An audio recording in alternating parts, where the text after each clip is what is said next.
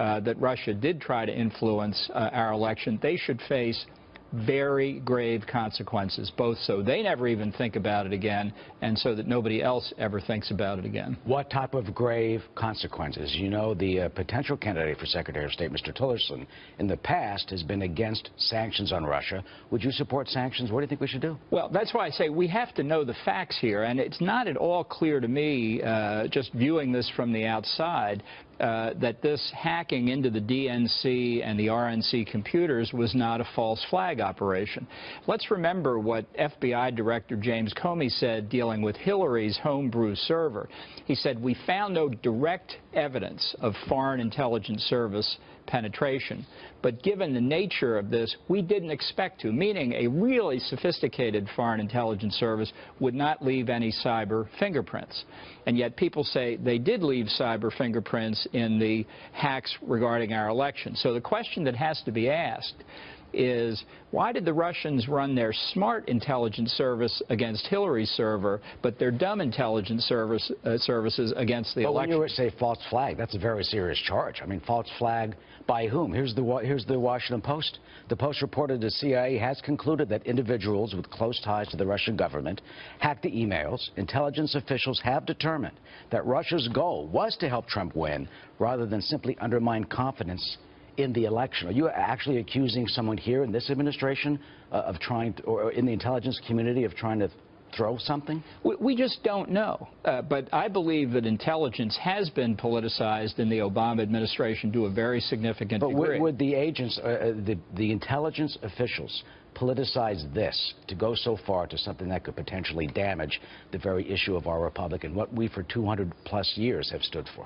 Well, now I think the whole thing is called into question, which is why the notion of some kind of independent investigation becomes extremely important. I do think it's critical to answer the question I posed. If you think the Russians did this, then why did they leave fingerprints? Maybe because that's how we have such sophisticated ability to Except James Comey and the FBI couldn't find any fingerprints in Hillary's. Well, they use a different standard. It's been shown that they have a criminal standard, while the CIA has more of an intellectual deduction. And let's hear that debate. Let's hear the debate. What do you want to see? What do you want to hear? Something from the CIA director? Yeah, I'd like to know. I mean, I think we've got something now. We don't want to compromise intelligence sources and methods, but when you make that kind of allegation, if it were true, and I believe the Russians have both the capability and the intention of doing it. I'm not by any means trying to exonerate them. But if you say they've done that, let me be very clear. Either in the cyber world or elsewhere, we should retaliate. It is unacceptable for the American Constitution to be assaulted by foreigners in that way. So it is absolutely critical as well that we get the facts right on this, and I don't think we have anywhere enough in the public domain to know what the facts are. The President has ordered a review. I just think these are such serious charges.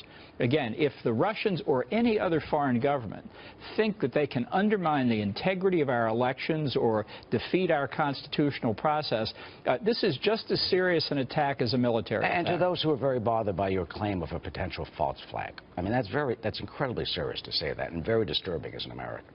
Well, we would want to know who else might want to influence the election and why they would leave fingerprints that point to the Russians. That's why I say until we know more about how the intelligence community came to this conclusion, we don't know whether it's Russian-inspired or a false flag. Well, the CIA reportedly has said that they believe it's the Russians, so as we'll see as this investigation continues. Don't cry when they come to murder me.